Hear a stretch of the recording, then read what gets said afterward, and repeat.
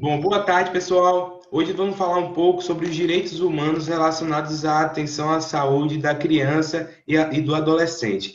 Nosso grupo ele é composto por Bruno Pimentel, Flávia Souza, Hector Melo, Kátia Cardoso e Lucas Conrado. As docentes são Camila e Liliane. Bom, aqui temos o nosso roteiro de apresentação, certo?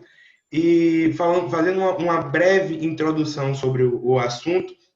Os direitos humanos ele pode ser considerado como sendo tudo aquilo que um ser humano deve ter ou ser capaz de fazer para sobreviver, prosperar e alcançar o seu potencial, né? Então, todos os direitos, eles são importantes igualmente e eles estão conectados entre si, tá? Segundo a UNICEF, os direitos humanos são universais, isto é, todos os 7,6 bilhões de seres humanos que vivem na Terra nasceram com todos esses direitos e ninguém pode tirá-los deles.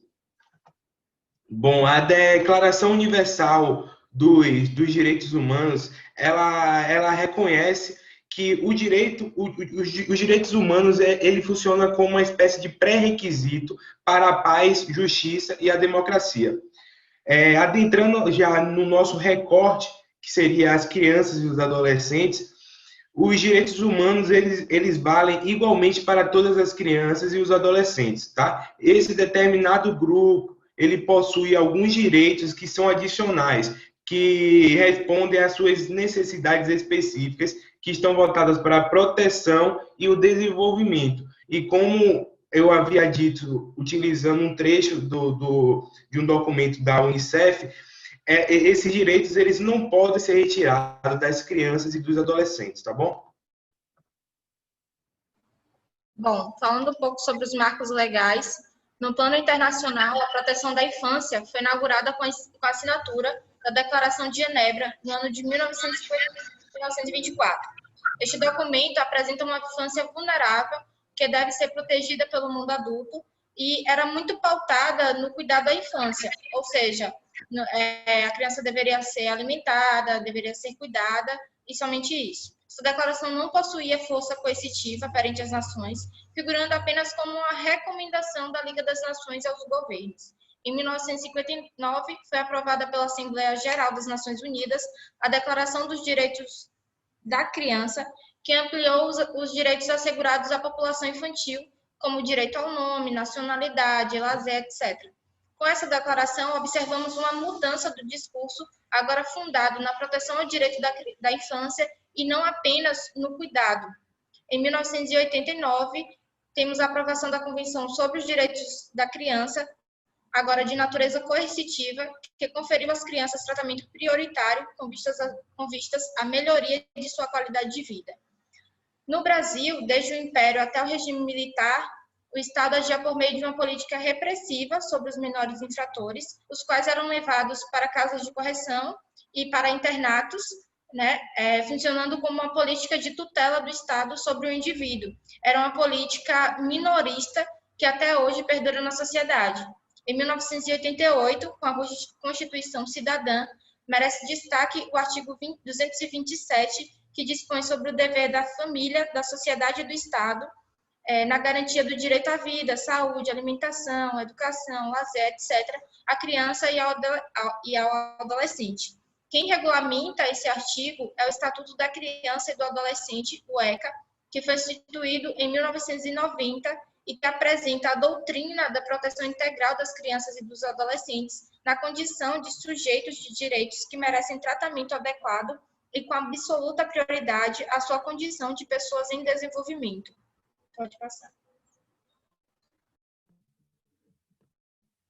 Bom, trazendo o panorama, né, do Brasil dos anos 80 até hoje, a gente traz um pouco das realidades e desafios da saúde da criança e do adolescente aqui no país. Desde a década de 80 para cá, a gente percebeu uma queda significativa da mortalidade infantil. Essa queda está muito relacionada às transformações, tanto nos determinantes sociais da doença, quanto na organização do serviço de saúde.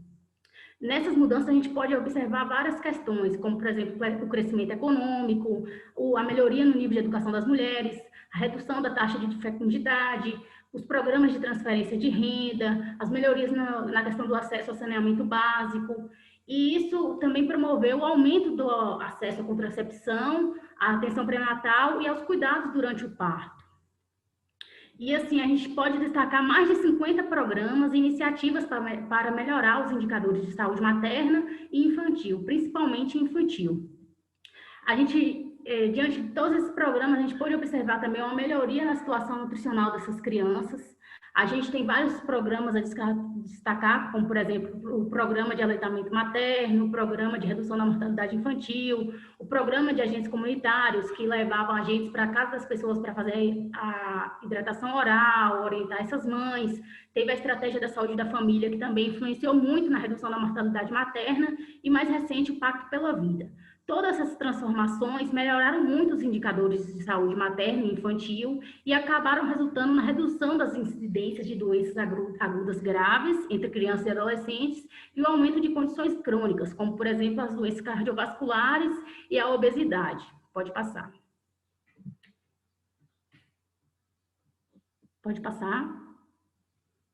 Entretanto, a gente tem ainda alguns desafios a serem superados. Por exemplo, a excessiva medicalização, que é, por exemplo, o alto número de cesarianas, que acaba aumentando a mortalidade e a morbidade de mulheres. Ainda temos as questões das disparidades regionais, socioeconômicas e étnicas nos indicadores de saúde materna e infantil, que apesar de ter diminuído, ainda apresenta algumas diferenças. O aumento na frequência de partos pré-termos, que refere-se ao nascimento de bebês prematuros.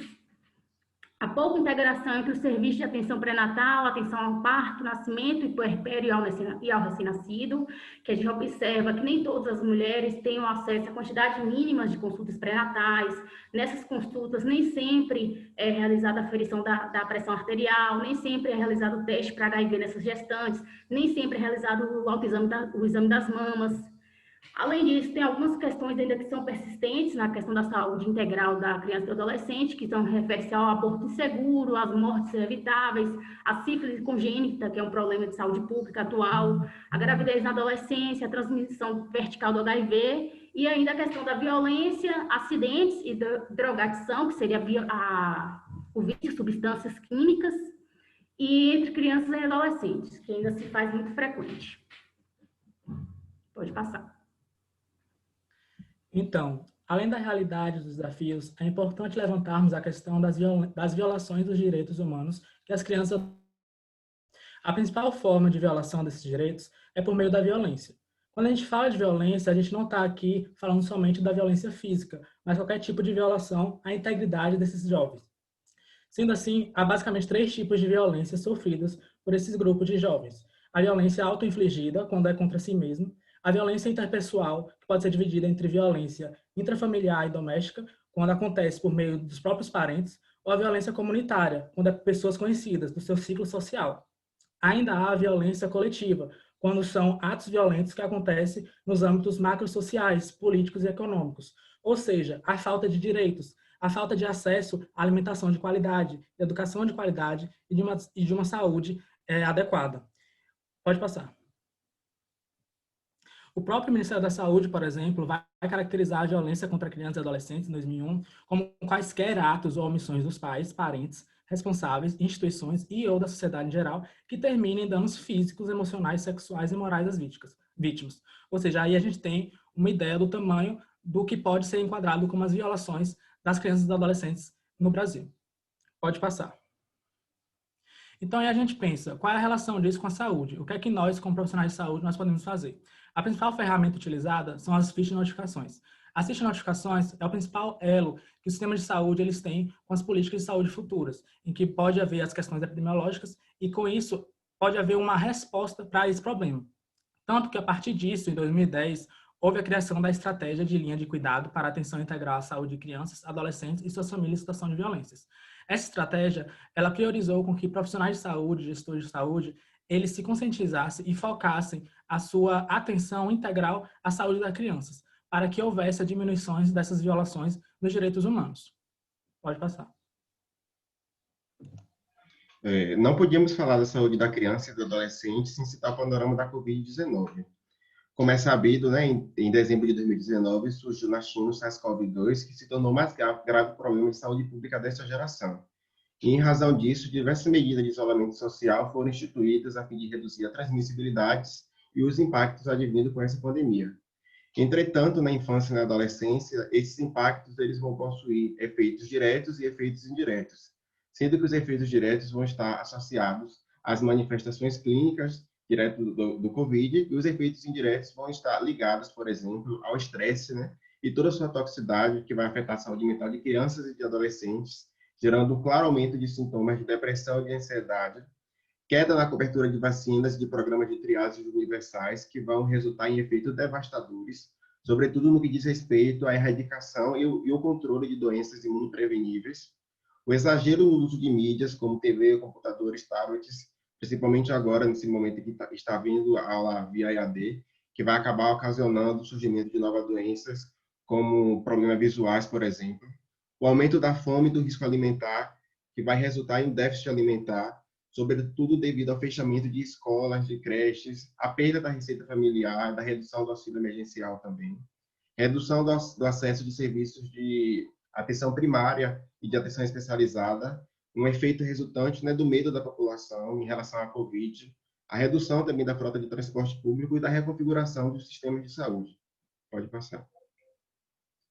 O boletim epidemiológico da semana 46, que é o mais atualizado, ele nos revela que 73.530 crianças e adolescentes foram notificados desde o início do ano com síndrome respiratória aguda grave, sendo que dessa quantidade, cerca de 10.770 casos entre esses públicos, né, foram por Covid-19. Pode passar. Dos 73.530 casos registrados de SARS no Brasil, 1.381 foram notificados só aqui em nosso estado. E dos 10.770 casos de SARS por coronavírus registrados em todo o país, 474 foram notificados aqui na Bahia, envolvendo crianças e adolescentes. Pode passar. Em relação agora ao total de óbitos por Covid-19 entre esse público, né, crianças e adolescentes da faixa etária de 0 a 19 anos, dos 10.770 casos confirmados de coronavírus em nosso país, entre crianças e adolescentes, 409 vieram a óbitos. E dos 474 casos confirmados de Covid aqui em nosso estado, 52 também vieram a óbitos. Ou seja, das 409 mortes por Covid-19 em nosso país, envolvendo crianças e adolescentes, 52 foram registradas só aqui na Bahia. Pode passar.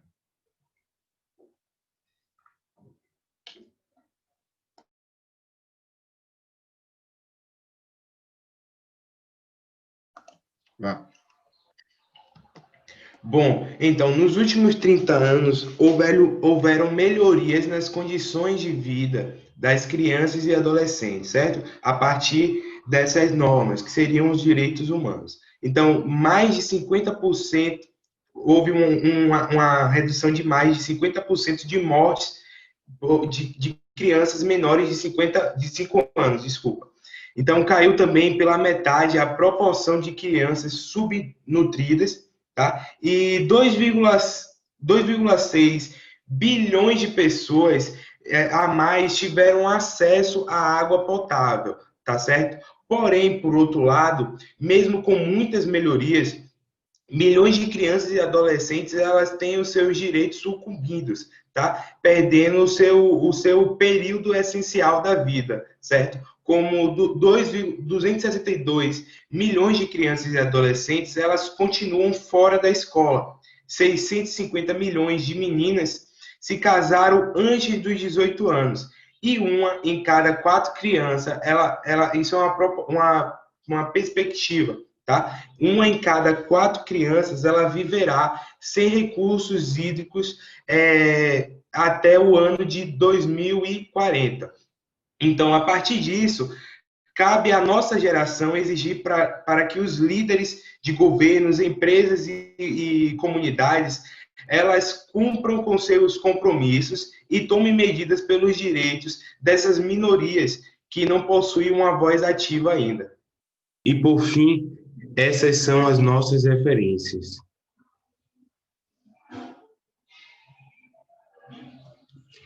Obrigado pela atenção.